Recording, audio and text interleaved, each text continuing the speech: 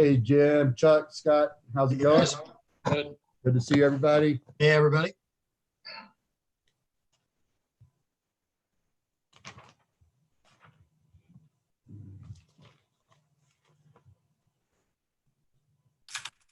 Broncos don't play tonight, so we can go as long as we want, right? They didn't There play you go. yesterday either.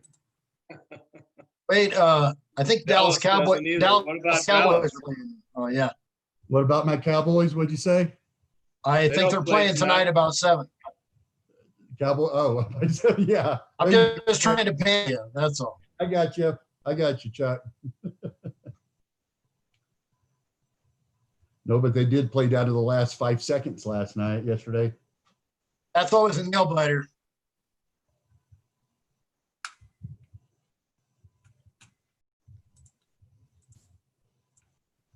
Hey, John, how are you?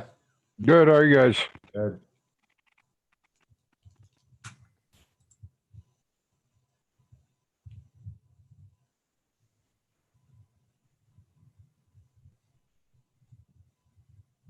Hey, John, while we're waiting to start the meeting, I gotta tell you, I wish I had 1/100th of the knowledge of water rights that you do. And I have a question for you. Sure. Like, how do you? It's like a secret handshake. I mean, Mark Twain said in the West, whiskey was for drinking and water was for fighting, because he just couldn't believe how convoluted the water rights were out here in the West. And I just had to ask you, how is there like a Bible for this kind of thing? I mean, how did you learn this? Yeah, I was in it for 30 years, so picked up a lot. Had some good water attorneys I worked with. Mm-hmm. So that's where, I mean, if you go online, there's stuff out there you can read about how all these water rights work. So it's just working with it. I mean, or I don't know. Have you been to the Colorado Water Resources page? There's kind of like drinking out of a fire hose. It seems like there's so much. I thought maybe there's like a beginner's guide for idiots or something. I could take a look at. I probably don't even, like I said, know 1% of what you know about it. I'll have to look. I know there's a couple sheets that I could get to you guys that help you understand how it works. So Yeah, it's something about the seniority, and then you got wet water, and you got legal water, and it's very, very, very interesting. yep, I can see why those guys. Yeah. I mean, those are like $500-600 an hour kind of guys. Oh, yeah. I just don't think there's many of them. One of them I saw at a water discussion in Minturn. So I think they kind of get around. Oh, yeah. No, it's tough. Oh yeah. No, I mean, I've been through so many battles with Westminster and Denver, and I mean, Blackhawk and us worked together, but even working together, it took months just to hammer out a agreement on that. So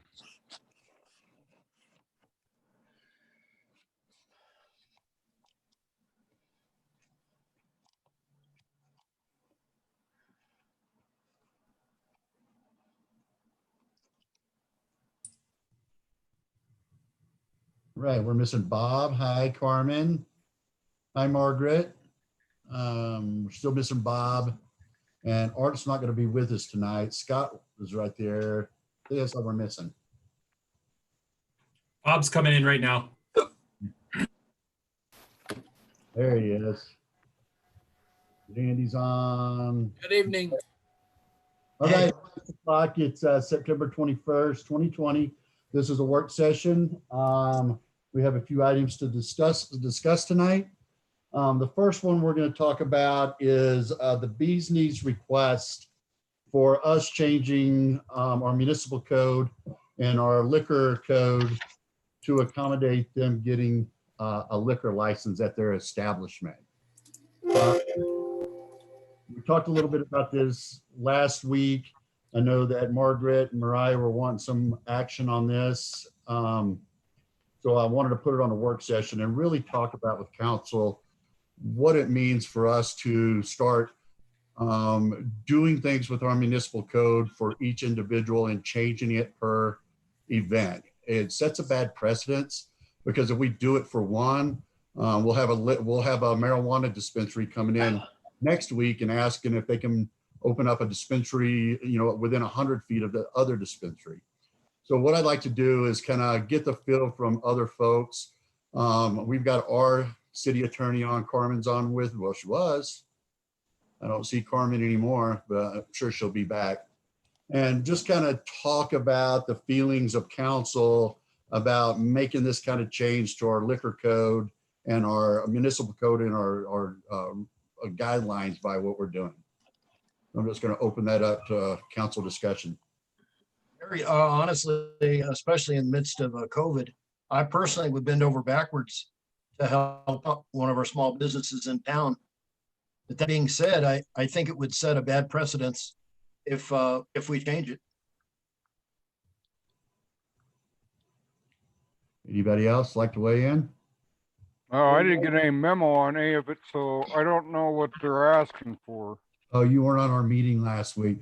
So John, what's going on is the Bees Knees is wanting to be able to serve alcohol. And unfortunately, they don't meet the distance requirements to the school. And they're asking if we would change that distance requirements to allow them to get a liquor license. And that would be us going into, okay, Carmen's getting back on in a second. She just texted me. So they're asking for a modification to our code and to our municipal code and our liquor code to be able to accommodate them. Mike, is it my understanding that a restaurant is classified different because they're classified as a hotel is what the discussion was? Different types of licensing. And I'm going to get Diane to kind of help us out with this, the different types of licensing that can be applied for. Diane, can you help us a little bit?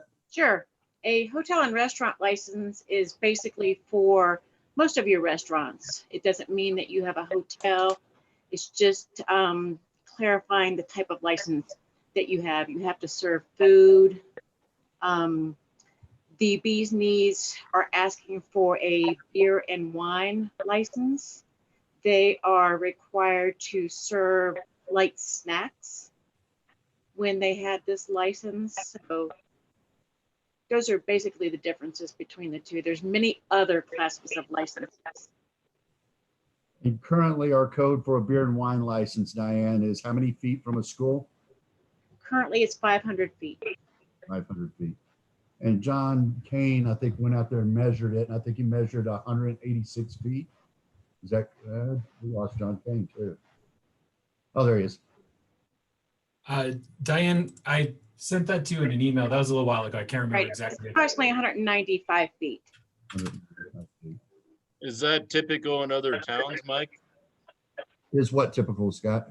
The footage from a school, is that something typical in other towns? Some of it is, I believe, state regulated. Now, this is something that's Diane's expertise. It is a state requirement, but council by resolution can change the distance requirement like we have for hotel and restaurants and brew pubs, and also could actually eliminate the distance requirement completely. Well, I'd kind of like Carmen's take on this and what the difference, why they're any different than these other establishments. Carmen has not gotten back on with us yet. Other council? I think I agree with all that,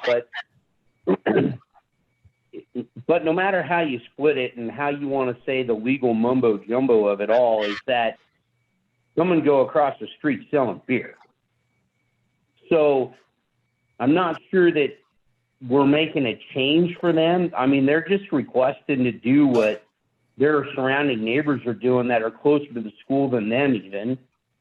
Yet they're having a hard time doing it just simply on account of how it's written or their particular business. So when the Bees Knees goes back in for a city license, why isn't it Bees Knees and beer for that simple fact? If we can't change the code just for one person, and I understand that, and I agree, we shouldn't do that for one or more individual. Yeah, as council, we can't, why am I under Christian Malenka and talking? Is that, y'all see, I don't know, but you are. in that, well, I'm Christian. You are. I'm Christian Yeah. Malenka. See if I can get that New Jersey draw or something. I fixed it. Fix it. Well, we're able to, it's not that we can't, Jim. We can change it if we, council, if council agrees, we can change that. Diane, what the distance on a hotel, restaurant and hotel license, what's the distance from a school on that?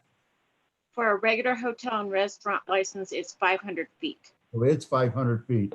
As Right. a beer and wine license is as well. Right. So how far is Tommy Knockers from the school? Less than 500 feet. And- Along with hotel and restaurant licenses, brew pubs are also in our municipal code excluded from the, well, not excluded from the, it was changed to 175 feet. So brew pubs could be 175 feet. Right. So that was Pubs, a long time ago. But they're just simply named a brew pub. So, like I'm saying, it's not Tommy Knockers. well, yeah. I mean, I understand all that, but I don't. I think we're taking away from. I think we're taking away from a business that potentially could, you know, they're looking past the windshield into trying to make some money for themselves, and I see where the bee's knees is coming from. That it's they're kind of at an unfair advantage because they're further away than the other three ahead of them to a school. Just on a simple account of their name. I mean, if they change their name, then they could do this, correct, Diane? No, I No. think it's a type of license, Jim. It's a technicality on the type of license. Is that correct, Carmen? He was talking to you, it's last name Nadu, first name Jim. That's correct. What- Sorry, and Mayor Council, sorry for the delay. My audio was funny and I thought I was hearing some feedback, but that's correct. It's the type of license.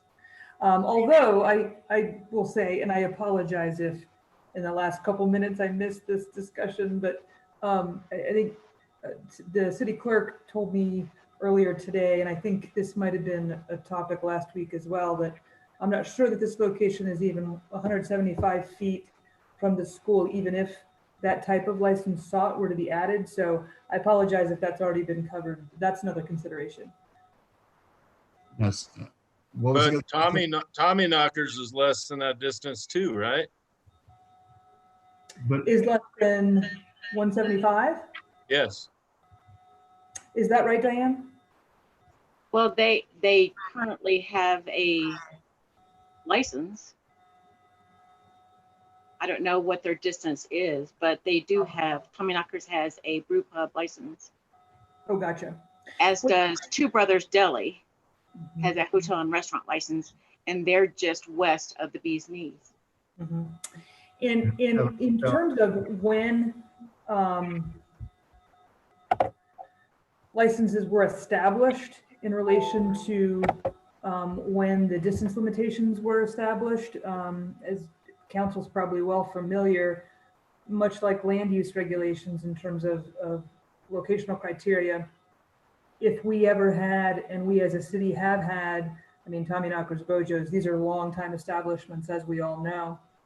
If those locations were established prior to locational restrictions, they could continue like a non-conforming use could. As I mentioned last week, Mayor and Council, as far as maybe the come and go, they were a 3-2, which established its location under some old locational criteria. So it, in the same vein, is a liquor license that was located before a locational restriction came in. So I think really what Mayor Council, you are being asked to decide is whether or not you want to lower that distance restriction for the type of license sought here, which I think is beer and wine. If you want to eliminate the distance restriction for beer and wine licenses, or for multiple types of licenses. All those options are on the table for you under the state liquor laws. You are clearly authorized as a local governing body to move those restrictions, lower them, eliminate them altogether, or come up with new numbers for particular types of licenses. And you can differentiate among different types of licenses if you think it makes sense to you.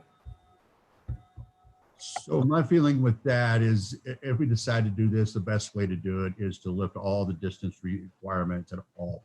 Then we won't be back here doing this again.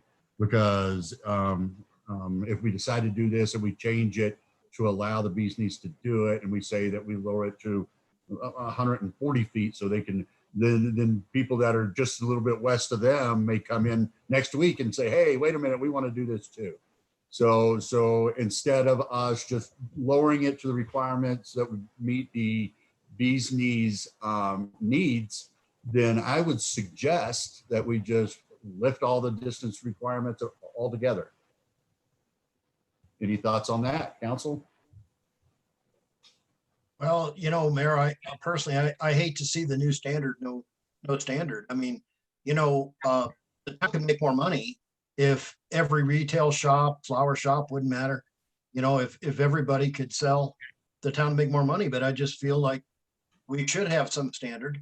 The come and go was pointed out last time we discussed this, but it was a situation where they were 3-2 and they're grandfathered in. They couldn't get that today. And I believe some of these other locations, just by virtue of how long they've been there, are able to do it. But you know, I think we should have a distance standard, and I'd walk away from that. That's just my personal view. But I do feel for these businesses, especially in the midst of COVID. Like I said, the town makes more sales tax money, but I just don't think we should abandon the standard. Well, That being said, I do agree with you. Go ahead, Jim. Go ahead, Jim.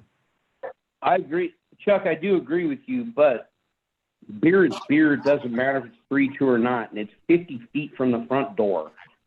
And the come and goes the new kid on the block. So, I mean, I don't know why.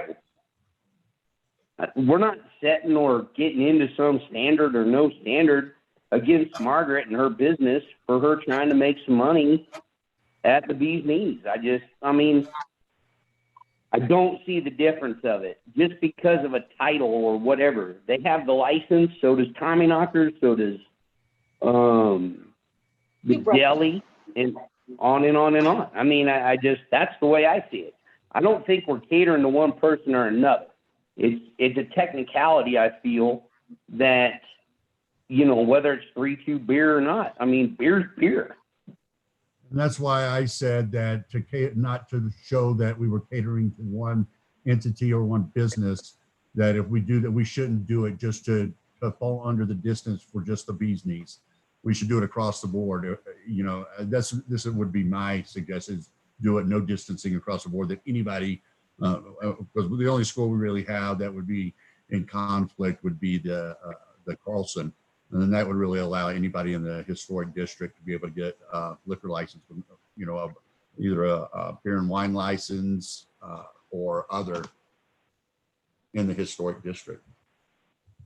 Because that would only have an effect, correct, Mayor, on the distance, not whether or not they're applying or not applying for a license.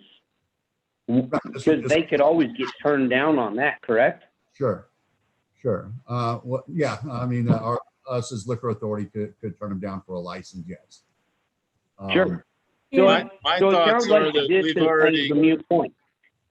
I think we've already created a standard by allowing it at Tommy Knockers. Their liquor license is not, I mean, these are past administrations that passed these liquor licenses, not our administration, but that standard's already been met. Come and Go's got liquor right across the street. Tommy Knockers is less than 175, whatever that distance is. Two Brothers Deli, that liquor license has only been present for the last 20 or 25 years. So I don't know how long standing those were, but I don't know what those distances, how long that's been in effect. Yeah, and I have no idea if that's been changed over the years, long before any of us were. I'm looking for you. Oh, you've got that information, Diane? It's in the municipal code. Yeah, she can Oh, find that. And I will just add one thing as well to Councilor Clark's point. Indeed, your decision, Mayor and Council, is really legislative. And that is, do you want to change the rules? Do you want to change the code? You know, this particular business or applicant or license, you know, may change their mind. Who knows? I'm not saying you will, but does this make sense for the city as a whole? And I encourage you to think of it in that way, because to the mayor's point, and I will agree with it from a legal perspective, to change the standard as government, we want to do that across the board for everyone, such that the government isn't playing favorites, right? So, sorry, Diane, were you about to say something? It was done in 2006 and 2010. Okay. And I'm not sure if you could tell, Diane, but I think in 06 we added H&O Hotel and Restaurant, and maybe in 2010 the brew pub was added. We sort of took 2 steps, I think, to get to. Yes, I think you're right. Yeah, where we were. So the type of license they would have to apply for, Diane, is a beer and wine license. Correct. Okay. Any other council, Bob? I just want to make sure the only real issue here is the distance. Just make sure we're not talking about 2 issues at the same time. The beer and wine is a clear thing that they can apply for without any question. Is that correct? Yes, sir. Okay, so we're only talking distance. Correct. And so I would kind of be reluctant to go down to 0 feet. However, we do only have 1 school in the city. And for how many years, we don't know how long that lasts, but that's kind of another point. And I don't know if it makes any sense to bring the standard down so low that it would, in distance, that it would include come and go or not, or maybe just drop it totally.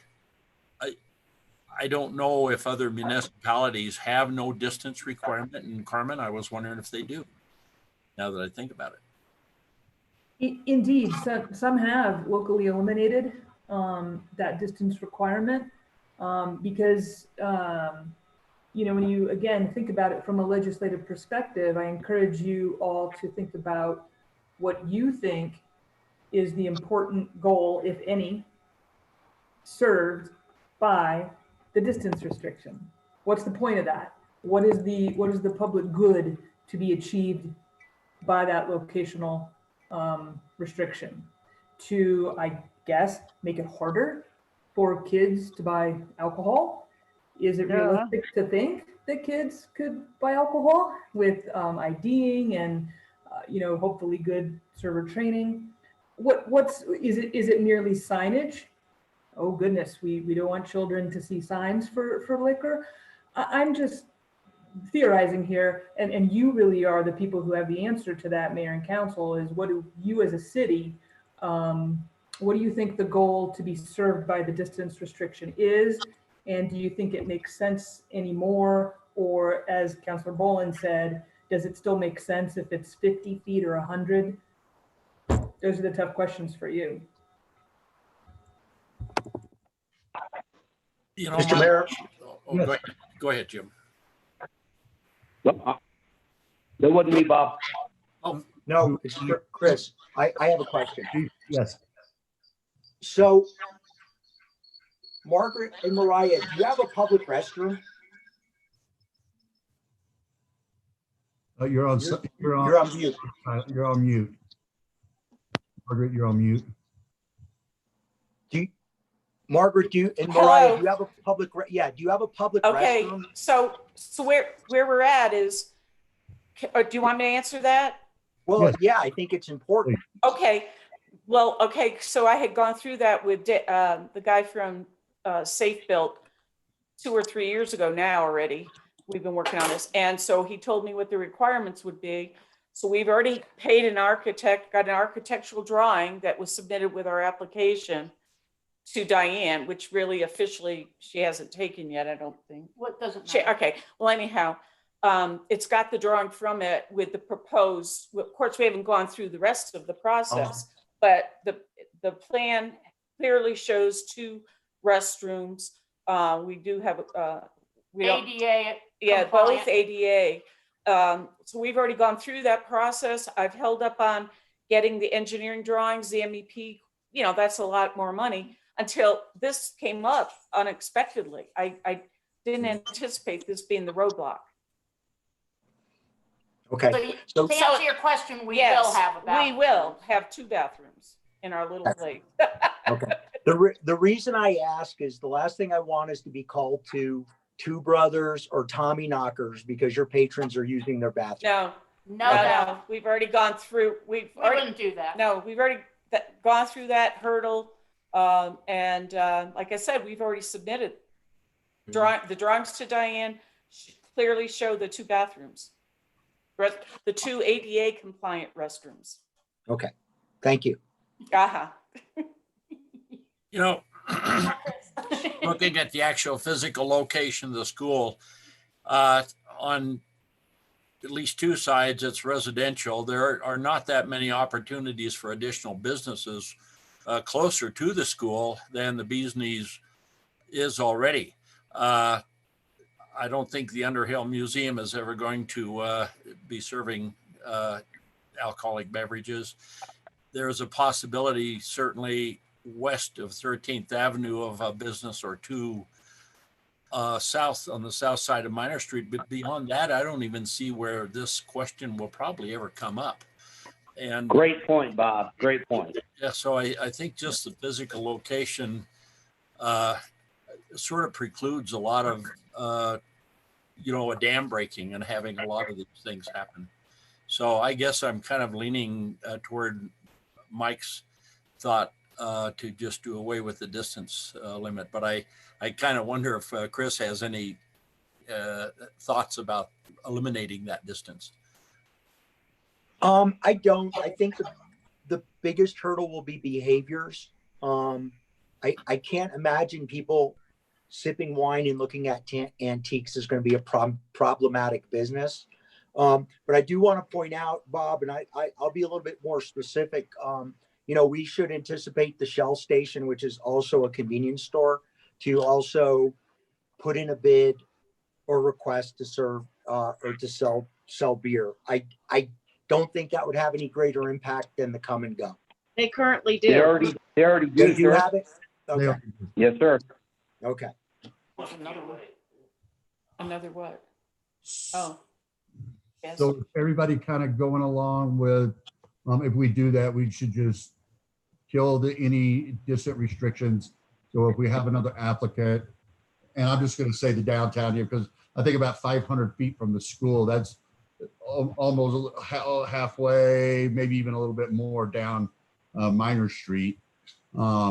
Should we just say, you know what, we're just going to lift the restrictions of distance from school for beer and wine, or any type of liquor license? Well, I think what Bob said, right, Mayor, that we kind of got 2 separate things going on. If we abolish the foot or the distance rule from a school, which we clearly already have times 4 or whatever, that we could focus more on an applicant applying for any type of liquor license, no matter what it may or may not be, right? Right, that's what we're saying. If we then they can apply for any license, whether it's a hotel and restaurant, whether it's a brew pub, whether it's a beer and wine, any license would be allowed with no separation from the school.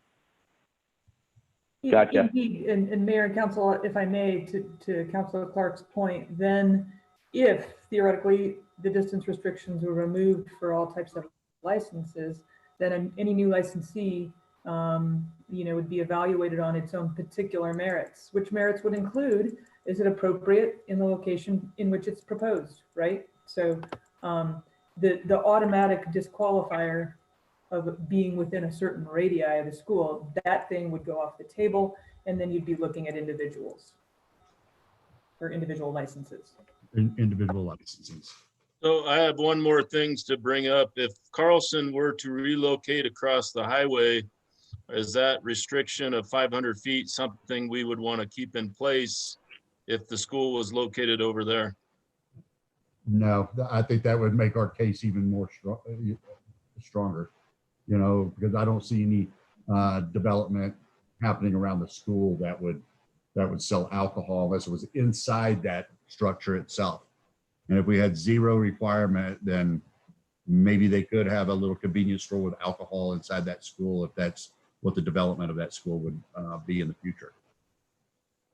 Carmen, is that something we could reinstate if we wanted to, for any reason at all?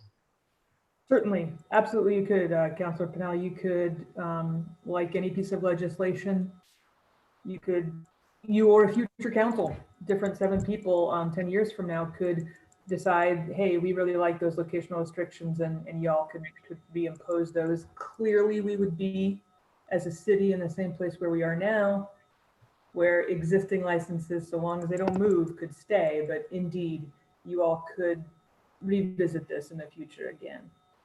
And to be honest with you, I'd be more worried about a liquor store or even a convenience store close to the school. You know, I know, I'll say it, in my younger life, we used to get people to buy beer for us.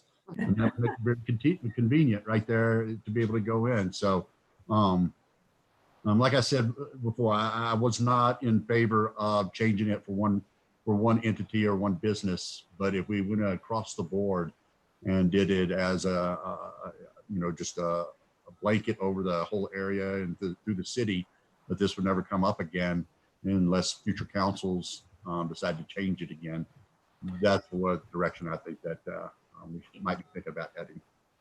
One other thought to sort of piggyback, sorry, Councilor Pennell, what the mayor just said, you all certainly could, again, make some differentiations and eliminate the distance restriction for places for on-premise consumption and keep the distance restriction for off-premise liquor stores.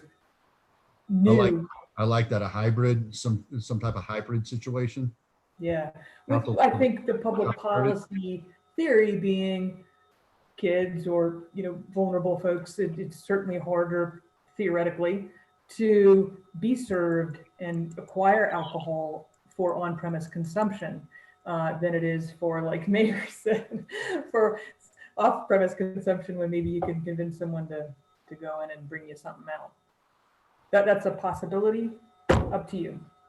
So, Carmen, if the desire of the council is to take this restriction out, what would be the process, timing, and how would this work with Mariah and Margaret already have an application ready to go and some design, some plans for their building and things like that? Yep, it would indeed be an ordinance. Mayor and council, as you know, ordinances require 2 readings. Let's see, I could absolutely get an ordinance to you for your next meeting, which is the 28th. So that would be 1st of September. Second reading, I believe Diane would need to be on October 26th. Is that right? Thereabout. Okay. Unless there's a special meeting before then that we could add this to, Mayor and council. And this is because of some legal requirements to publish ordinances between readings.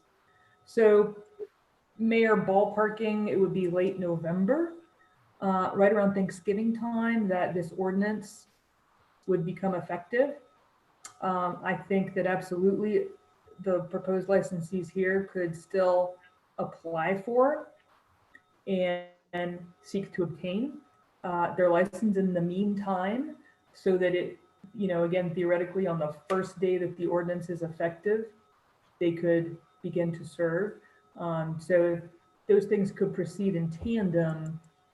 They could be queued up to, again, be starting service around Thanksgiving time.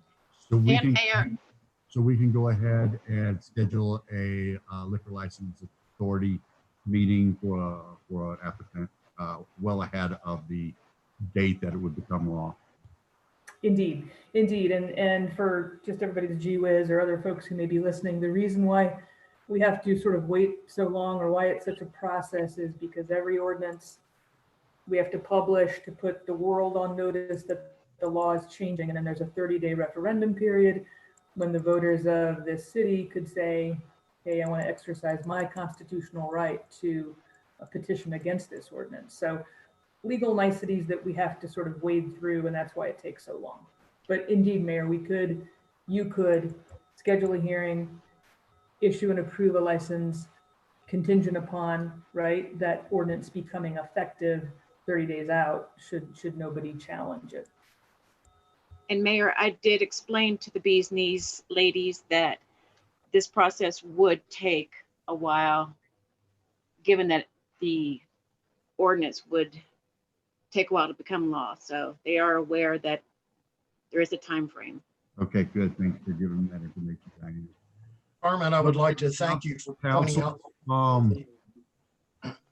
Sorry, I just want to thank you for pointing out the hybrid, because for me, I absolutely would support it if it was for on-premise consumption. I think that that would be perfectly all right if folks wanted to sip wine, look at antiques, that would be appropriate. Personally, I wouldn't have trouble with that. So getting consensus of council, the direction we're giving our legal counsel is to prepare an ordinance for next Monday night, deleting and taking out the distance requirements from an establishment in the school for future liquor license, Is that what we're hearing, council? Thumbs up if that's what we're giving Carmen direction. Thumbs down if you don't like it. We need to discuss it more. Scott? Everybody's up? All right. Carmen. Mayor and council, to Councilor Harmon's point, do you want to is the direction to eliminate the restriction for all kinds of liquor licenses, or just No, those? I think everybody likes the hybrid situation. Okay. Where just the in-store consumption, Okay. Anything that is retail out the door Yeah. and carrying it out, we want to leave the restrictions in place. Just a little note on the beer and wine license. It does say for consumption on the premises. Okay. Okay. All right, Okay. Mark, I'll let you say something. You gotta turn your microphone on.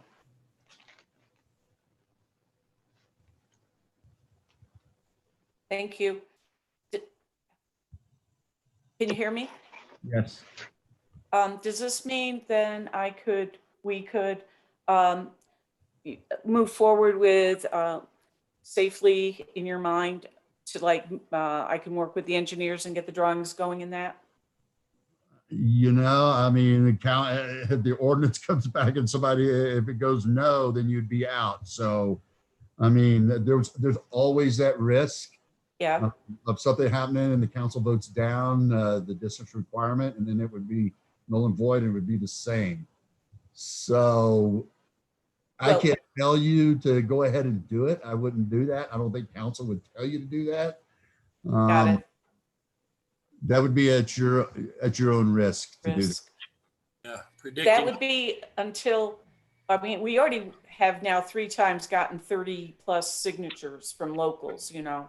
We've already done that. So at what point, I guess, to what Carmen was saying, we could do some things in tandem, or you guys could have us approve us. So what time frame would that be for me to us to feel safer? That's a good question, Carmen. Can we approve a liquor license that in an establishment that's going to require 2 bathrooms and we can still go ahead and approve it even before they have that built out? Indeed. Okay. Mayor and council, the liquor laws expressly say or recognize that some places aren't fully built yet, might need some building code stuff to still occur. You can absolutely still act on a liquor license and have it not fully built. And what the law says is basically, hey, this license will be approved, but the clerk shall not actually get the magic piece of paper out there until we get their CO. Okay. Yeah, because there's obviously, it's not like we could start next week anyway, you know, we've got a lot to do first, so. Okay, we will have that ordinance on our regular meeting next Monday night. Margaret, Mariah? Okay. Yay. All right. I appreciate everybody's comments. Thank you. You know, I think this was a good compromise, talking through this and us not looking like that the council, because I did get an email that says, you know, you're doing it for one person. That's not a good precedence to set. And that wasn't what we wanted. This gives a blanket across the board. Everybody's on the same level playing field. And I think that's showing good faith from the city, and good faith from the city that we want all of our businesses to be successful and survive. Thank you to Thank you everybody. so much. Thank Okay. you. Good luck. All right. Thank you, Bob. We're going to move to the next topic. VCamp Trail Construction Grants Update. We've got Gary Moore on from Comba and John. If you don't know, I can't remember if John has voiced this to it, but we did get denied, or was it $351,000? You're on, I can't hear you, John. It was 310. Can you hear me now? Grant, we were denied by, it sounded like from GOCO, we got a pretty good attaboy, but when it got to CPW, it got denied with some things that we're kind of scratching our heads as if this is really qualifies as something we should have gotten denied on a grant. So John, Gary, if you want to kind of tag team and give the council a heads up of what's going on and what we're going to plan on doing here moving forward. Sure. So Mayor and Council, we had recently, like you just heard, applied for the Resiliency Grant, which is a new grant from GOCO just for this year for COVID impacts. The grant scored really well and we had really good comments. And CPW said that we shouldn't move forward with the project without addressing some concerns that they had about the trail system. Some of those concerns were not things that were, like the mayor said, actually of concern. They thought there was a fence on the property that doesn't exist, and that we weren't going to do signage and things like that that would make it better. So we have been trying to work with CPW to see if we can have a meeting with them to talk about their concerns, because the problem is CPW has approval for any property or any project that GOCO would be involved in. We had originally applied for this grant for the hiking trail that was to be built at VCamp. And there was really a pretty good COVID impact on the community in relation to lack of recreational facilities near the city. With COVID, you're really not supposed to drive to recreation. You're supposed to recreate close to home. And we don't really have any opportunities for that. And this would have allowed for that. That grant application is still existing, and there is one final round for funding. So we could potentially go back to GOCO again for funding through that program. There's also two other grant opportunities we had been considering. Both are essentially through CPW. One is a non-motorized trails grant, which we applied for last year and were also denied for. The other one is what's called an LWCF grant. And basically it's a federal program that CPW and I think CPW only monitors, and it's a 1-for-1 match. It's easier to get the grant money if you apply for it, if you have funding like we would potentially have with the advanced ticket sales from the gondola. So it would allow us to ask for potentially like a $400,000 grant. And in return, what they get is they get environmental protection of the site. Now, this site does have some environmental concerns. There's the bighorn sheep. They have extreme winter range and calving areas up there that are important to protect. And when we built the trails, we actually flagged the trails around those areas identified by CPW. There's also a mouse up there called the Preble jumping mouse. It's also an endangered species. Of course, we do have some environmental concerns related to industrialized use of that land since the 1860s. There's the illegal shooting range up there, and then just all the other hazards that are up there. So one of the questions is if GOCO is looking at this as kind of pristine wilderness, or if they're looking at it as an area of human activity for the last 150 years. And also if they're thinking about it from the perspective of having a gondola on it, or if they're thinking about it in perspective of just, like I said, pristine kind of land. So what we're trying to do right now is identify a strategy, and maybe I'll let Gary take over here just a little bit to talk about that. We haven't quite nailed everything down, because what we really need to do is talk to the area wildlife manager of CPW. And, he's a busy guy, he's got a big area. So we've had a little bit of difficulty scheduling a meeting with him, but that's the first step to see if there's a path forward for us to work with them on these concerns. Then the second step will be to identify how we want to apply for funding. One of the questions we have is, can we use that match from the Argo advanced ticket sales as match for a grant and an opportunity to get more money? We have some other plans. There's another item on this work session to talk about another potential funding source. But Gary, do you have anything that you'd like to add to this section about just an update on the grants? No, John, I think you nailed it. I mean, that's pretty much in a nutshell, you know, where we're at. Ultimately, the three pools of money that are available to us all are going to rely on getting the positive comments or some sort of an agreement established with the wildlife side of Parks and Wildlife. So as John talked about, that has to come from either the area wildlife manager or the district wildlife manager. The district wildlife manager is the guy by the name of Joe Walters that is responsible for the Idaho Springs area. We've had his comments for more than a year. We felt like both of the grants applications that we've turned into this point took those into account. So we were surprised, and we try not to be, but we were surprised by his round of comments this time with the GOCO grant. And really was the only sticking point, as John said. The GOCO committee really thought we had a perfect project. We had cleared that with them prior to even submitting an application. So we felt like we were on board with the program. What we're having trouble figuring out is exactly what the DWM is interested in, if anything, in allowing this project to go forward. So really where we're at right now, the LWCF is the kind of grant that would pretty much pay for the entire project if we could go about it that way. But we won't get that without the DWM's approval and with his comments being in line and giving us some kind of a path forward. Like I said, we felt like we understood what his concerns were, and we had addressed those and learned that we hadn't quite met the mark.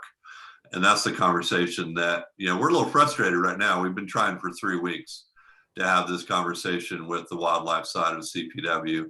The parks side of CPW is very much on board. They see this as being a worthwhile project and want to see it advanced. So unfortunately, we're getting up against this timeline here of October 1st, where we have both the CPW non-motorized grant and the LWCF grant are both due on that day. And so we're at a point where we really can't wait to prepare those applications pending further comments from CPW or further negotiations or agreements with CPW. So we really kind of need to, and Andy and John and I agreed last week that it was worth the effort to go ahead and push forward, get those applications prepared and ready to be submitted. The conversation with wildlife can go beyond October 1st. That's just the application deadline. The comment from the committee and from wildlife really is most of the fourth quarter. So there is time in October and November and potentially even December to try to find the agreement, try to find the place that everybody can be happy. But we're down to less than 2 weeks to turn those applications in, and we've kind of got to decide to do that or not do that. And really, and this may be John or Andy that wants to speak to this part, but the LWCF grant, the difficulty with that is twofold. It's a 1-to-1 match grant. So that's unusual. CPW is usually looking for 30% match. That can be a high bar, but it also means that it's not as competitive a grant. There are fewer projects and groups that are able to meet all of the criteria. We've been working with the CPW grants manager that runs the LWCF program for a few weeks now. We've had some calls and some emails, and they're looking for additional information just to make sure that there aren't any hard disqualifiers for this project. There aren't any land, property owner problems, easement problems, those kinds of things, and make sure that we meet the basic criteria. So assuming that we do manage to satisfy that, assuming that we pull this grant together And we have the match funding, which Don alluded to in this case, would really rely on utilizing the agreement with the Argo for that advance of the gondola funds to pull together the necessary level of match. So I think the conversation here tonight is, do we push forward with those applications and the time and expense to do so? And is council and mayor happy with the idea of utilizing that Argo match for to utilize on these grants? Money attracts money.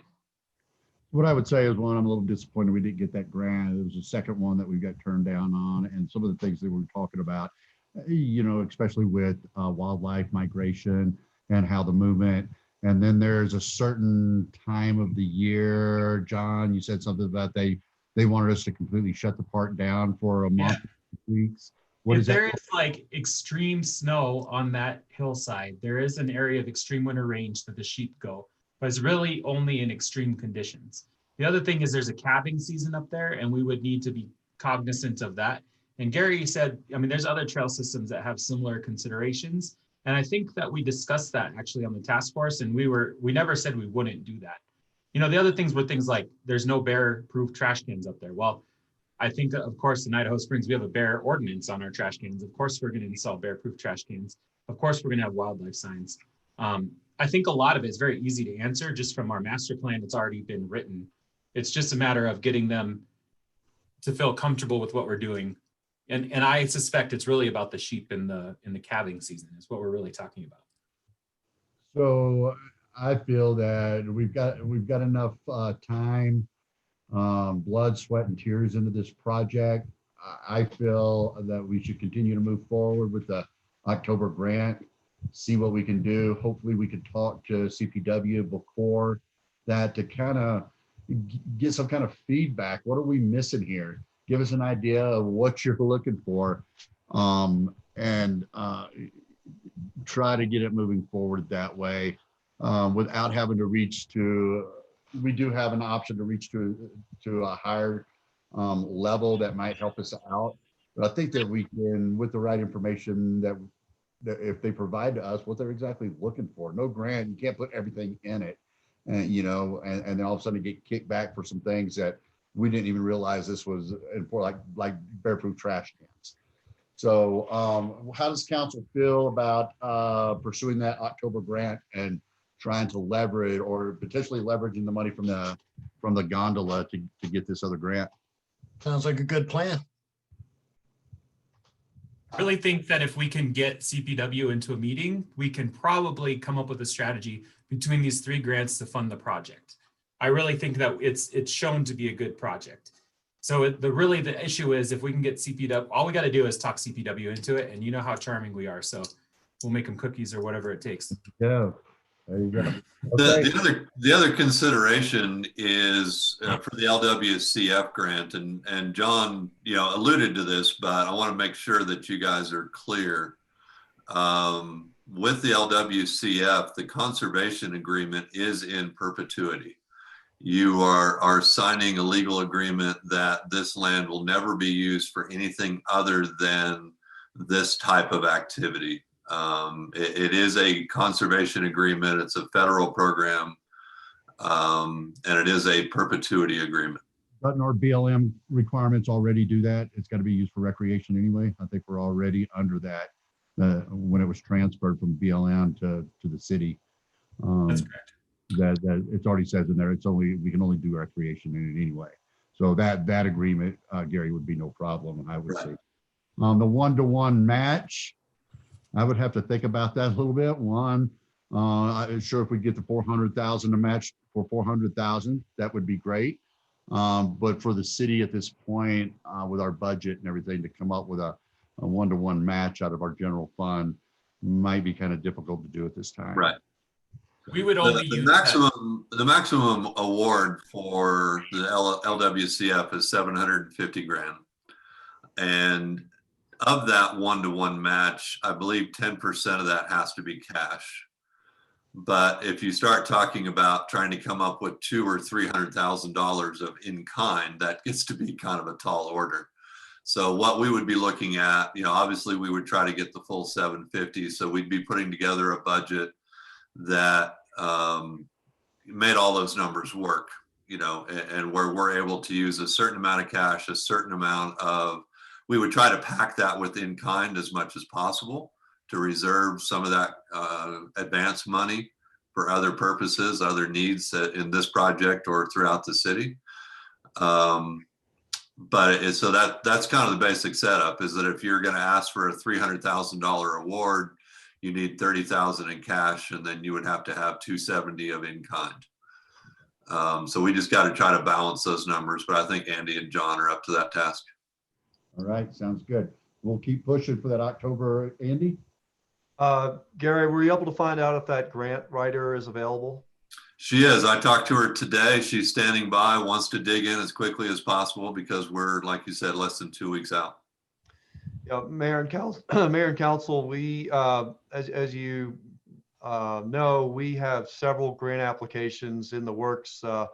We have several that are due October 1st. The other one that we haven't mentioned in this conversation, but you know about, is the DOLA grant for the Public Works facility construction, the $1 million grant. So John is working with JVA on that application.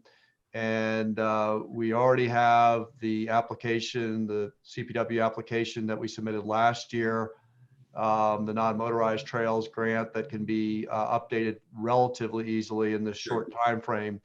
The grant that's going to be totally a new right is going to be the LWCF that was just mentioned. That is a tall order for us to get done with everything else going on between now and October 1st. So in our conversation end of last week, we have identified a grant writer who is available to get this done on short notice, working with us. Gary, what was the charge for that? I don't have an exact quote from her this time. Typically in the past, she's been $400 to $800. It just depends on how much of her time we use, how much of this grant is already assembled versus how much, writing and double checking of our stuff that we ask her to do. So I would expect somewhere in that range, and $400 to $800. Okay. So I would recommend to council that we do bring on a grant writer, since we're really in a crunch time here. The stakes are high to have the opportunity, several opportunities to get grant funding to assist in getting these trails built. And we're just going to need a little help. I just don't want to put that all on staff, particularly John.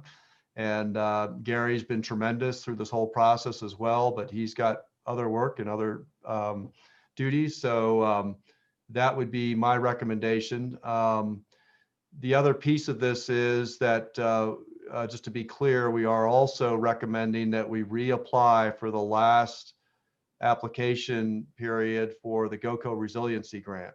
I think there's actually 2 more, Andy. 2 more? Yeah. All right, the next deadline is October 16th, I believe. Correct. And again, that grant is already written. We got excellent feedback on it, though, as was mentioned. The one area that we had a critical comment on was from CPW, the CPW evaluator for the GOCO grant. So we feel we're very strong. We have a very strong application there as well. So we have a lot to do in the next couple of weeks. So we would make that request to be able to hire a grant writer for up to about $800 for that one new application. That's not just a rewrite. It's going to be a brand new application in just a few short days here. Andy, I have to say, it seems to me $800 for an experienced grant writer is a major bargain. Yeah. She comes highly recommended. I like it because she's helped me win grants with CPW in the past. And grant writers usually want a percentage of the ask. So That's exactly where I was going to go, Mayor. Yeah. 5% successful grant is actually a pretty decent deal. I agree. Okay. We're going to move forward and try for that October grant. Hopefully we'll hear from CPW before then. Thanks, Gary, for helping us out through this from day one. And John. All right, let's move to our next topic. This is a way that John. Mayor, what do we need to do to get that money allocated? Do we need to do that you just have to have a thumbs up or? No, we're just telling, yeah, this is not really an action item that we vote on. Correct me if I'm wrong, Carmen. I was just going to add, Mayor Council, oh, sorry, my lighting went yellow. If you wish to engage a grant writer, I think we would probably have an agreement for services that we can queue up. And actually, that's something for which we have a pretty standard form, and we could bring that to you a week from tonight to approve that and sort of cross that T and dot that I, Mayor. You were, I guess I didn't, you were talking about the grant writer, Scott, or the grant, writing the grant? The money allocated for the grant writer, because we need her to start right away, right? Yeah, we've got, like Carmen said, we've got a outside service or a service agreement that it's very short form and it'd be very easy to do. And we've got money in the budget, in our 2020 budget to pay for that. Yeah, I'll connect Zoe and John over email, and he can give her the agreement that way. Can we begin work before the agreement's been signed? Because it's due on October 1st. And that's going to be like immediately before. I would say, that's to echo Mayor's comments from early on the bee's knees. That's at her own risk. It's probably a pretty safe risk, though. She knows we're good for the money. So I would say, go ahead, John. Okay, thank you. Yeah. All right, good deal. All right, thanks again, guys. We're going to move into the next, the trails naming plan. And I read through this, and to be perfectly honest with her, sure, the $50,000 for, I don't want Tiddly Didwater's name on a trail, and then all of a sudden we're naming every trail after somebody down in Denver, or just kind of what's everybody else's thought on that? Well, we would not allow that. We would have an administrative process. There is already a process for this in the city for benches. For instance, if I purchased a bench and wanted to memorialize a marijuana leaf on it, there's an administrative process already to disallow that. So we would use that same process here. It would come to city council before any decision. Carmen's saying, wait a minute. I don't want to interrupt John, but the reason I wanted to stick around for this particular discussion topic was just this point, which is the particular parameters of a program and the First Amendment implications of such a thing. And I read with great interest and looked at in the packet the current memorial bench program that we have that has sort of a carte blanche ad hoc authority to review and reject proposed language on benches. And I have to say that troubles me a bit, because we really need to have standards for those evaluations and potential rejections of names. As Mayor said, or alluded to, if Mayor and Council, if it's your pleasure to expand a naming or adopt a whatever program for benches or trails or anything, we're getting into the regulation of speech on public property. And you can restrict speech on trails and on benches because those aren't traditional public forum under the law. So you have some discretion that you don't have to say restrict people's speech marching on the streets or gathering to have a rally in the park. Those are traditional public forums. So not to get too far into the weeds, you could have a program with certain parameters. However, those parameters must be more than just, hey, we reserve the right to reject your idea. What might those parameters be? I was thinking about this particular idea and program, and you could restrict it to just individuals' names, like rather than I love the Broncos or praise Jesus or whatever, you could have it be restricted to honoring a person. But as Mayor said, once you do that, what other objective parameters might you want to impose? And they would have to be objective, like say, the person has to be maybe passed on, maybe not living. The person maybe has to have contributed something to the outdoors or recreation or to the city of Idaho Springs. I don't know, but some criteria that are somehow related to the goals of your program would be necessary. And I saw John shaking his head, and he knows this too. We can come up, you can come up with, and we as staff can help, some standards if you want to go down this road, down this trail. But we do need some standards. That's all I wanted to sort of interject in this discussion. I misspoke too. I did write in there that I recommended that we create a process that aligns to city standards for approval. I was just saying that we would put that in as a process for sure, but definitely First Amendment is really important here. You know, Jonathan, I would really support names only. And I would suggest that, you know, it really isn't that objectionable, just because if you were going to have something called Weed Trail or Chi Bell Trail, I don't see how the public would have a big problem with that. And I'm just saying that we are having a $50,000 opportunity, and that may lead to other opportunities. And if there ended up being $100,000 or $200,000 worth of benefit to the park without a red cent coming from the citizens, I just think that would be quite the coup.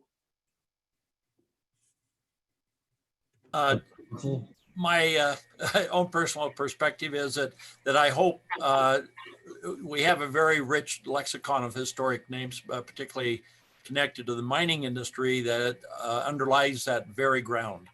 And as long as that is considered and is part of the conversation, would be great. And that's really about all I have to say at this point. So what I think we should do. You're saying no is, corporate signs? With some, John, Sorry, Mike. John, can't hear you, John Curtis. So we're talking about no corporate signage, right? Well, that would This be is a Coors or Miller's or something like that. we haven't made any criteria, and that's what Carmen feels that we need to do, and it makes Good. total sense to me. Making some criteria of what would be allowed. And again, this is, they can bring it to us. They can bring, we want to name this trail Scott Pinnell, and we can still say no as a council. This particular trail, a name suggested was Myers Flyer. That was one of the names that was discussed. That's better than Hibbly Dibbly Doobly, right? No, it isn't. We could make an inventory of the mining claims up there, to Bob's point, and have some stock of names there to build from.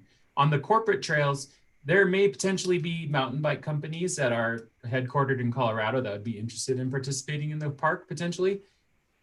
We might want to just consider that if we're making a decision, but I think we could also look at how that's done, and maybe that's a different kind of deal than a name in perpetuity. Corporate biking company, would we be more interested in selling them advertising? Yeah, that's something like that. But we could have like a kiosk that we change the map every year, and it has maybe logos on it or something to that effect. So what I'd like staff to do is come up with some criteria and represent to council about potentially moving forward on something like this. And once we kind of narrow down and have a set of lists to check off, does this fit the criteria, and does it make sense, and how would it fit for our Virginia Canyon Mountain Park? Mike, is it be okay to ask Gary what his thoughts are on all this process? Sure. Gary? Well, this particular trail system is expensive. The terrain up there is rugged. The conditions are rough. And, for what we're looking at in terms of a 12 or so mile trail system, it's going to be a big lift. We're looking at a budget of over $1 million. So something like this is handy. It's not a small amount. There is some precedent for that, not locally. It's not something that, for example, the Forest Service or Jefferson County open space. It has opened that door for some of that is for the reasons that you guys have discussed here this evening. It gets complicated, but in terms of, you know, we sell sponsorships for Floyd Hill, for example. That's the way that we got that trail system built. We raised a lot of money from corporate sponsors, putting their logos on the kiosk at the trailhead, not actually naming a trail. And I think there's a difference, a community feel difference between a memorial naming of something versus a corporate sponsorship. So I think there's a little bit of difference in those two conversations. But ultimately it comes down to, you know, the criteria that you want to set for this. And I think that's a good conversation. You don't want to open this up to just anybody with $50,000 or more to come in and say, you know, I demand my right to do this. You want that to be something, again, that reflects that community feel. And this particular instance, and just so you know, we do have Sybil with us today. If you guys have any questions about the Myers family or Gary Myers and why we brought this particular opportunity together. But Gary was somebody that was a big impact in the mountain bike community here in the Front Range. Somebody that a lot of business owners and even apparently the guy that runs the lottery are familiar with Gary and what he's accomplished and what he contributed to this community. So, you know, I think it is very prudent to make sure that if you're interested at all in opening the door to outside fundraising and assisting the way that we compile this very large ask for this project, that there should be a criteria that you can dial in and become comfortable with as a community that would allow you to do both. All right, so let's do that. Let's come up with some criteria and represent it to the council at a future council meeting. Is that good, John? This also helps with match, by the way. We have commitments like this we can use in our grant applications. I don't think we'll have this. I don't know if we'll be ready to do this by October 1st, but we'll be working on it. I'll come up with some criteria. I'll take a look at I'll get something put together as quickly as possible. Thanks, John. All right, let's move on. Parking plan update. Silver City, myself, Andy, John Bordoni, John Kane. Was Chief with us? Don't remember if Chief was there on that meeting or not. But we have, after talking with or thinking through after this summer through our parking and what we have, we've made some changes that we haven't recorded, if you will. And we got in our packet some of those things that we talked about, you know, the 14th and 17th. Well, that's not really a part of the parking plan, is it? But we've got areas that we feel that aren't marked currently for paid parking. We've got areas that don't, that are marked for 30-minute parking, but it's causing some traffic conflicts and making a very difficult situation and dangerous situation. So we kind of went through some things, and I hope everybody had a chance to kind of read some of these. And we'd like to move forward with go ahead and updating the parking plan. Did anybody read through this and see what we have scratched out and added to the parking plan?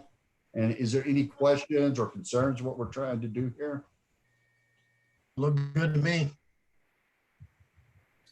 Mike, I still have a couple of questions.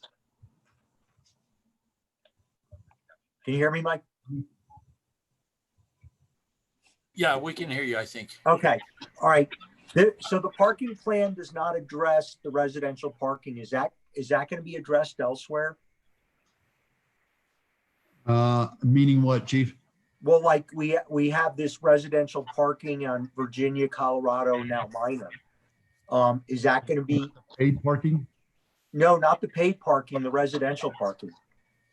Andy's going to respond. So a couple thoughts, Chief. The residential parking is primarily addressed in the managed parking plan. Okay. Because it's not just paid parking, as you know, it's both, the managed parking plan includes both the paid parking and the residential parking. There are, I'm just looking through it, there's at least one section, section 4, Chief, that does update it to show vehicles registered with residential parking permits and vehicles. Right. And so forth. Right. So maybe I'm not opposed to saying more in the parking plan about it, but this, as you know, this parking plan has been around for years in the city here before we had managed parking. Right. And I think the intent was that this would still stand alone, and then we would continue to have our managed parking plan as well. Okay. Okay, because that addresses the lots, not the streets. So there's an enforcement issue.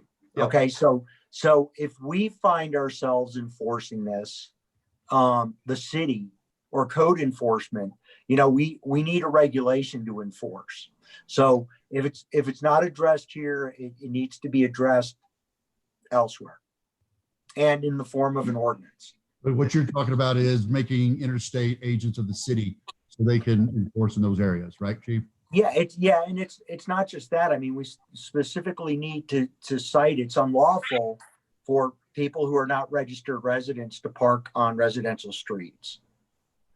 And Chief, I think you raised a good point. That one section just refers to the parking lots. I think we probably do need to add wording about residential parking on streets as well. And we are going to be bringing to council soon and a revised parking management contract, which will be, right now we're still on the month to month, and we're working on that right now, and that'll be coming back to council.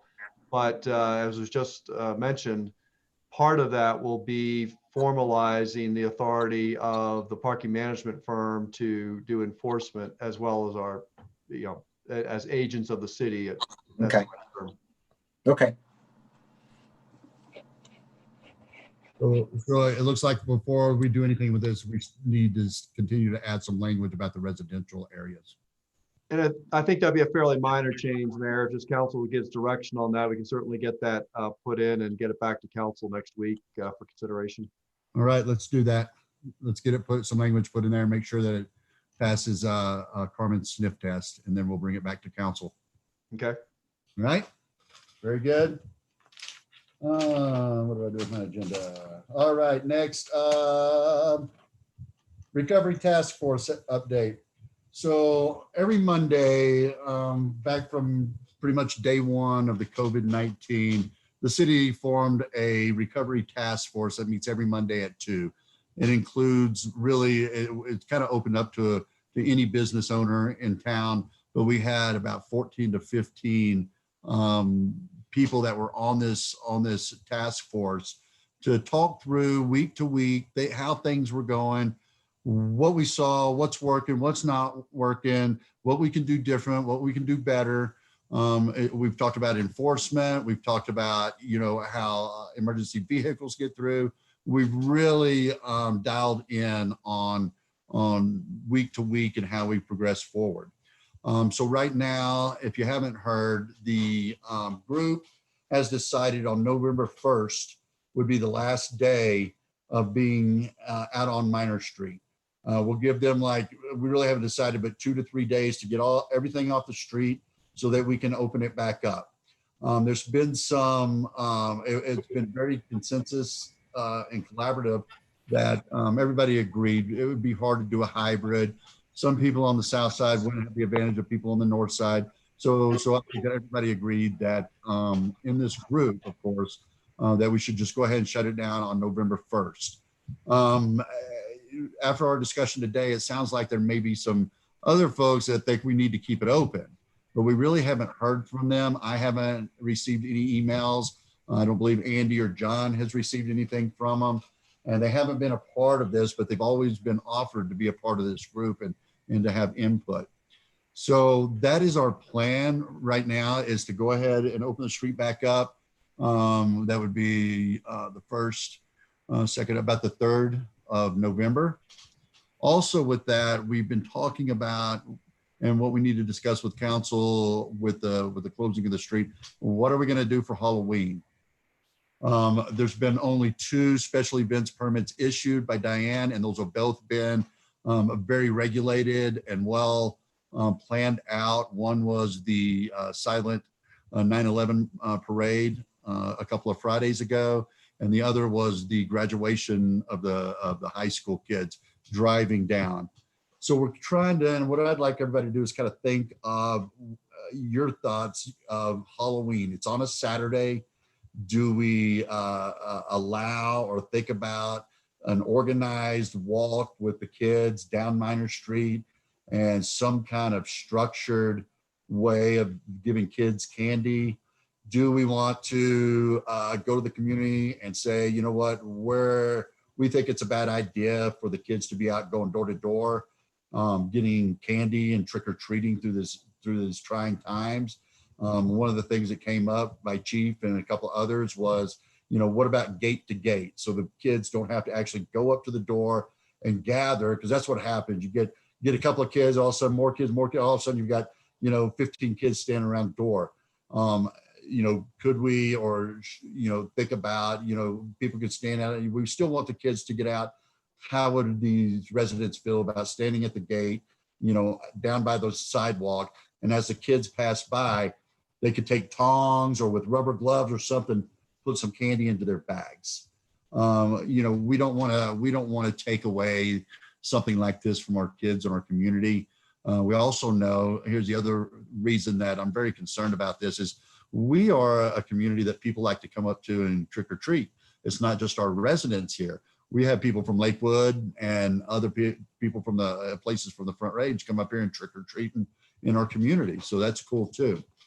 So does anybody have any thoughts of what we might want to think about and how we should proceed on a Halloween event for this year? I have a question, Mike. I was just wondering what the city has done in the past for Halloween, if there are any kind of precedents. And I don't ever recall that we did a great deal. We really haven't done anything. The chief and the fire department and Idaho Springs Police Department have pulled together for the last few years, right, Chief? Like a candy bag for the kids from Carlson. And do you want to talk about that for a second with us, Chief?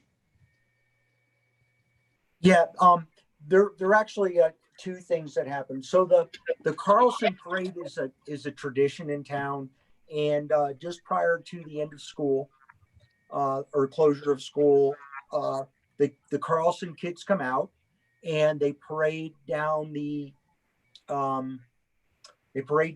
north sidewalk, the north side sidewalk, down to City Hall and come back. And businesses that desire to participate, they just wait at their doors and provide candy as the kids pass by. So that's a tradition. I will speak to Mrs. Jotham to see if they've got different plans this year. But to my knowledge, you know, nothing has really changed, except that they might insist or implement some spacing and, of course, the wearing of masks. You might recall that during the construction on Colorado, there was a sort of a mixed activities. There were still some households that were doing the traditional trick-or-treating from the front door, but also the Elks opened up their parking lot for trunk or treat, where rather than going to homes, the kids came and you know, rather than going to home, they got their treats from the trunk of a car or the owners of the cars. So we can look at several options, one of which is we can do something similar to what other towns do in New Braunfels. They go to the park and people bring their tables and their chairs, and the kids come to the tables of the residents who want to participate, and the kids receive their candy. We could do something similar to that. There have been some great suggestions by meeting participants to do something similar in the evening on Minor Street. We also can do the back parking lots, or Minor Street will technically still be closed that night. We can also do it on Minor Street. The question is, are we going to forbid people or discourage people from allowing trick-or-treaters to approach their porches. The other discussion is the mayor brought up, was distribute the candy from the gates on Colorado. So this way, everybody's in open air. We could count on parents to maintain a degree of spacing with the kids and have a little bit more control on that. I haven't heard anything from the county yet, so I'd be interested to know what public health thinks about trick-or-treating in general. And that's something that I will bring up in our next meeting with the county and our resiliency group to see where public health is on that and kind of get from them. Sure. So some of the things we need to anticipate, though, if say Silverthorne or Georgetown or Empire say no trick-or-treating and we have it, we should anticipate an increase in activity. So we need to try to put it on the county and make them do a county-wide ban on it. Take the heat off of our backs, right? I wouldn't do that. But I would like to know what their input is. I mean, if they're not objecting to what the rec center wants to do with the ball field, you know, I can see us doing something similar downtown, but in such a manner that it's not going to require all the residents to drive across town.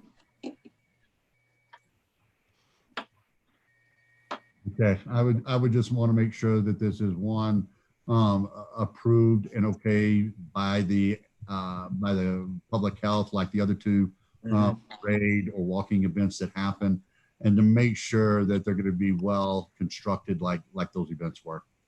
Sure. Okay, any other thoughts on that, council? Or any more information from the recovery task force that you'd like to have? All right, hearing none.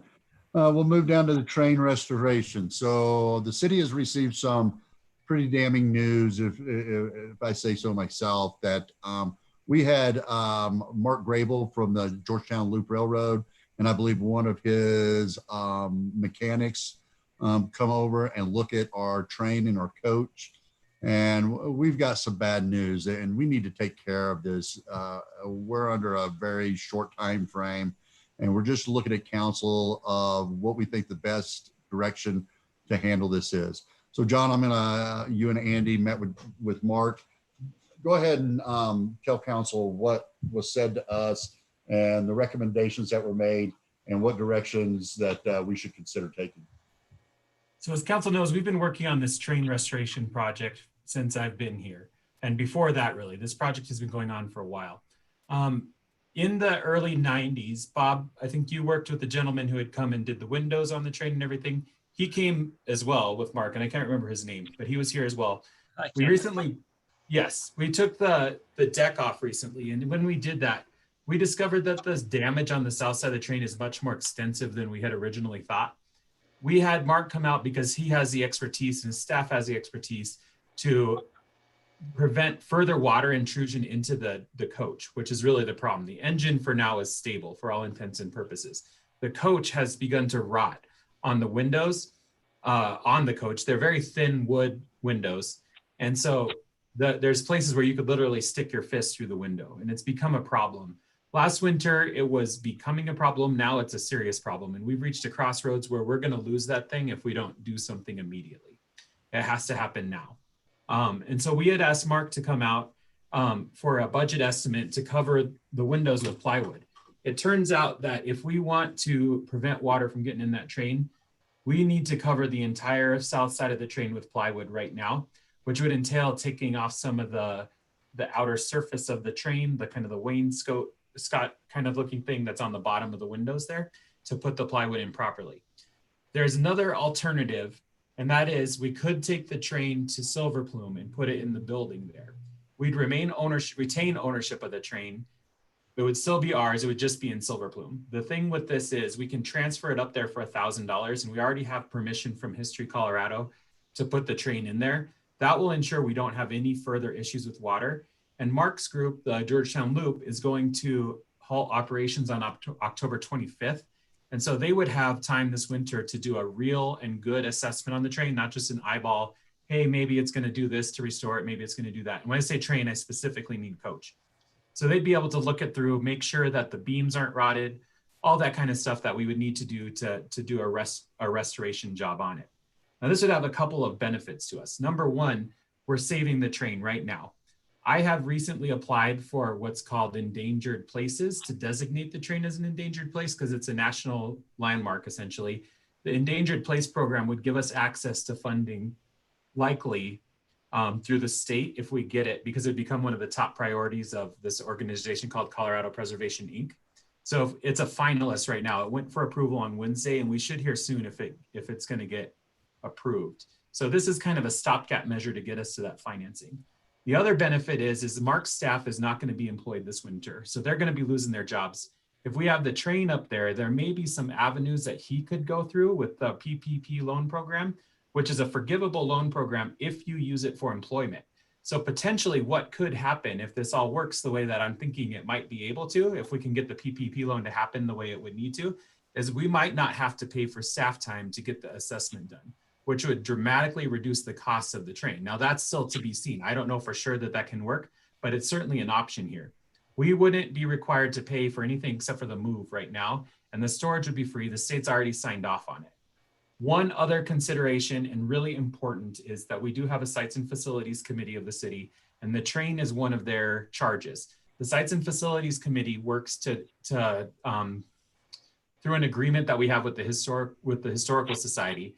It's not an official committee of the city, but it is the committee that the city uses to manage these properties. So what we really need to do as a next step is we need to go to the Sites and Facilities Committee and get, if council approves of this, of course, we need to go to the Sites and Facilities Committee and get their input on this project and make sure that their recommendations are met in whatever agreement that we would enter to do this if it's required. I think based on what I've been told by the experts in this field, we also had another one, his name is Pete West, and he's very involved in the Denver rail projects, but he's been restoring train cars for some time. This project has reached emergency status. If we don't act, that coach is not going to make it. And so we need to do something rather immediately. So my request is just for direction, I think, to talk to the Sites and Facilities Committee and to make sure that council would be open to this idea of potentially moving it to Silver Plume, or if you would want to try this plywood temporary fix. The Silver Plume thing, the other thing to think about, this restoration may potentially take anywhere between 1 and 4 years once we get going. Now, that doesn't necessarily mean the train needs to be gone all that time. Georgetown Loop, of course, has heavy operations during the summer, and after COVID, they'll likely be operating in the winter. So it's potentially possible that if the train is rolling condition, they may be able to bring it back to the city for the summertime. We also, I talked to Mark Grable, and he would be willing to bring one of his personal trains here if we can protect it. Chief Malenka had some expressed concerns about that, and that's a conversation that would require making sure that everything was right. But potentially that is something that we could do, just to have a train there. We also could put a nice sign there. If we do end up moving it to Silver Plume, Mark has said, it would be available for a tour by anyone in the city that wants to see it. He would provide weekly updates with pictures that we put on the website. Whatever we need to do to make our community feel like they didn't lose the train. I think that's really got to be forefront in this process. That train is Idaho Springs train. It will always be Idaho Springs train, never anything different. And so we just need to make sure it's preserved for our kids. I mean, I don't know about y'all, but I grew up playing on that thing. Like every opportunity I got, I want to make sure that my kids' kids can see that thing and understand how important it was to the Gold Rush here. Idaho Springs wouldn't be here if it wasn't for that specific train. So I think it's a really important thing for us in our community to consider for the future. Well, I think, John, you definitely should get with Sites and Facilities Committee and talk about this. I think that I would say that all of council, as you said, that is our history for Idaho Springs. And if we can get that thing into a place that is to stop the damage that continues to happen through the seasons. After we talked about last week about them loaning us a coach to bring up here, I'm not sure that I want to be responsible for anything that happens to that thing. I don't know if that was the concern of the chiefs, but I kind of thought of it. We've had vandalism, we've had broken out windows, and the last thing I'd want is to be responsible, the city to be responsible for that damage to somebody else's possession. Chief, we could get a pretty nice sign too. I think that would show the same, information about it and everything too. It seems to me having that blank track there, it would be such a stark change from what it has been since the beginning, that it would speak for itself that something is happening to the coach. And Chris this morning mentioned the, having interpretive sign, that could be updated occasionally as to what the restoration is, where it's going on and what's happening, would be really worthwhile. It would probably save about 10,000 calls to City Hall as well. Yeah. And, yeah. So anyway, quite frankly, I think we need to pursue with gusto some kind of agreement with Mark up at the Loop. And also, as an attachment to that, I think we need to get serious in the last year of this administration about a cover for the train, because we've spent a lot of money and time on that through the years, and it always ends up with, although it's in worse shape now than it has been as far as the car goes, and it's just a cycle that will continue forever until we get some kind of pavilion over it too. Mark did say he would be disinclined to do the work if we can't commit to covering it. Yeah, and I wouldn't blame him. So that's all I have. Other council? I think Bob is spot on. I agree with everything he said. All right.